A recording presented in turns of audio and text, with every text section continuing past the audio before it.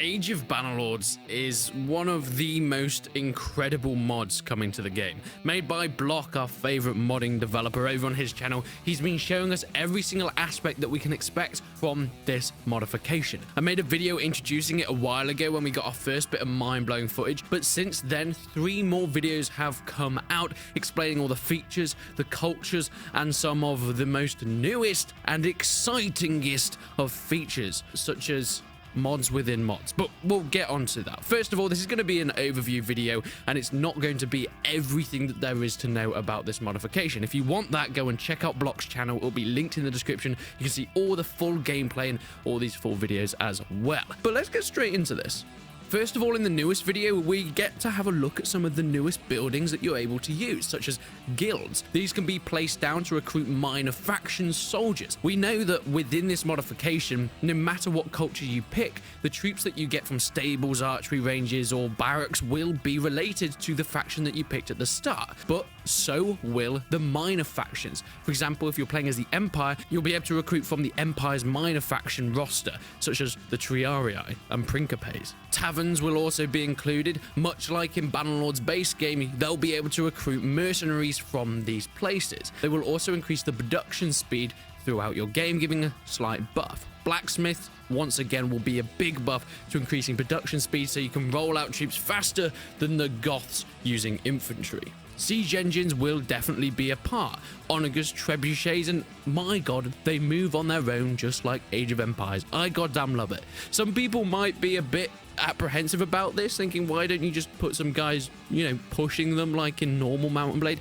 However, this is an Age of Empires mod for Bannerlord. It's supposed to try and recreate Age of Empires itself, and it's a massive part of Age of Empires. I mean, even Age of Empires 4 has self-wheeling artillery. It's kind of a staple of it now, and it's trying to be faithfully recreated here, so I have no qualms with this. But I did mention something about mods within mods, and this is where it gets interesting. You see, not only is Age of Bannerlords going to make Mount and Blade into an Age of Empires RTS style game, but you're also going to be able to include mods within this mod.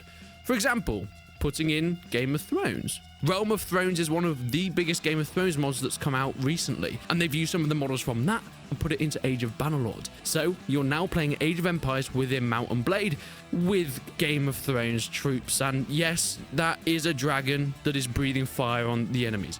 But this can go further and further. Age of Bannerlords has multiple cultures, everything that you get within native. The Aserai, the Khuzaits, the Empire, the Vlandians, and so on. But now with this modding within modding aspect, imagine putting Eagle Rising in there. You can then play Age of Empires in Bannerlord, but with Roman soldiers, or the Old Realm. You can then play a Dawn of War style Warhammer version of Age of Bannerlord. The list goes on, and it means that creators can work together to mod things into each other, using Separatist Crisis to then put Star Wars and then create an Empire at War style mod for Bannerlord. If this doesn't excite you, I don't know what will. The marketplaces within the mod will change dynamically, just like in Age of Empires. The more you buy of one thing, the less need there is for it, thus the less expensive it gets to buy in the future. Of course, you can move through different eras, like Age of Empires once again, from the Feudal Age to the Castle Age, Imperial Age, and so on. As far as I know, they don't have those names, but it is the equivalent. There isn't also any time to trade up. It just takes the resources that you need to get to that age, and you'll instantly change all the buildings and all the troops in order to represent that change through ages. But moving on to some of the combat, you'll have full formations and stances, just like the base game of Mount and Blade, but controlled from an RTS point of view. Whether you're putting guys in loose formation or shield formation, the AI is way better now as well. They're going to send out scouts to try and find where you're positioning your peasants to chop down trees, or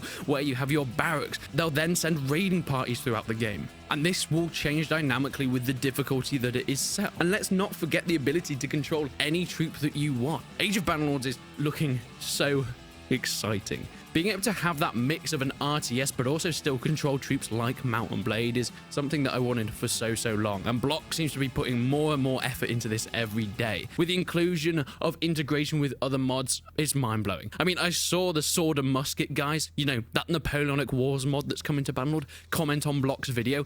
If you guys could go together, maybe we get a Napoleonic Wars Age of Empires game, I could deal with something like that. But please let me know what you guys think. But more importantly, go and check out Block's channel. Go and subscribe to him. Go and leave some love on all the videos and the comments. Block, keep bringing this stuff out. It is fantastic. But until then, I will see you in the next one.